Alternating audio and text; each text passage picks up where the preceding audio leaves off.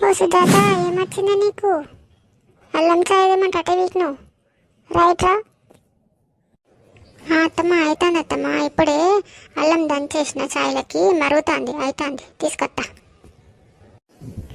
సరే కానీ ఇంకా సాయి ఏదో నాకు తీసుకురావే. నా సప్న బిడ్డ రెట్టు తీసుకొని పోయింది కానీ అలసిపోయిందంట బిడ్డ పాపం. పోరాలతో రెట్టు తీసుకుంటుంది కానీ ఆ సాయి తీసుకురా.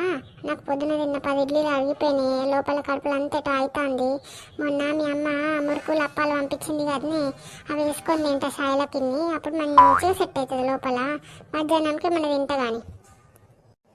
అగో ఇంకోటి ముచ్చట్నే కొడలి పిల్ల, ఇవాళ నీ ఆడబిడ్డ వచ్చింది కదా, ఇవాళ వంటలు ఒక పూటకి ఏం చేస్తామంటే ఇంకా చేపల ఫ్రై చేసి మంచిగా నూనె పోసి నాటుకోడి పులుసు చేసినాక పానులో గిన్నెలు అంటారు కానీ అవి ఫ్రై చెయ్యి. నా సప్న బిడ్డకి అవి అంటే బాగా పైకం ఎక్కువనే. పాన్లో ఫ్రై చేసి బగారా అవి పానలో గిన్నెలో కాదే ప్రాన్స్ అంటారు. ఊరు ముఖం ఊరు ముఖం దెక్కను ఊరు ముఖం బర్రోలో గిన్నెలో ఒక్కటే తెలుసు అవ్వక బిడ్డకి. అదే మనం కొత్తగా వస్తున్నా, అదే వారంకి ఒకసారి వస్తూనే ఉంటుంది. దానంక పెట్టుకొని బర్రోలను మేస్తావు.